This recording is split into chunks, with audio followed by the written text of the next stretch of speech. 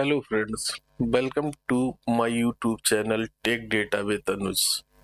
In today's video, we will learn the difference between a primary key and unique key in SQL Server, a very common interview question. So let's start with the primary key. A primary key uniquely identifies each record in a table. Okay, you can have only one primary key in a table. It cannot contain null value. Okay, by default, SQL Server create a cluster index when you define a primary key. Let's see the example.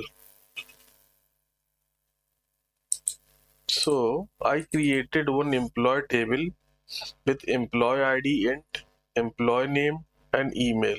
So employee ID is my primary key. So every employee must have a unique ID and it cannot be null. Okay दोस्तों, so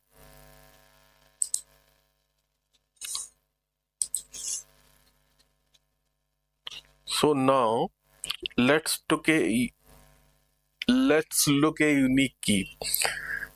A unique key also ensures that the column value are unique, but there are some difference.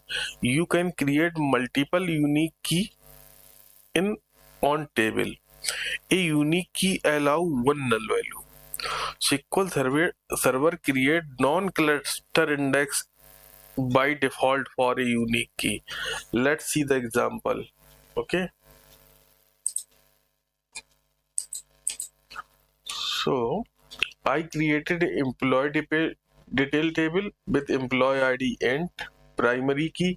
Email is a varchar 100. This is unique. Phone number is also unique key. So both email and phone number must be unique, but they can each contain one null value.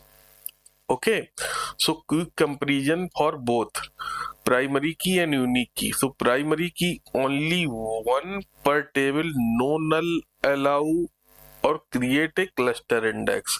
Unique key multiple allow, one null allow, non-cluster index created.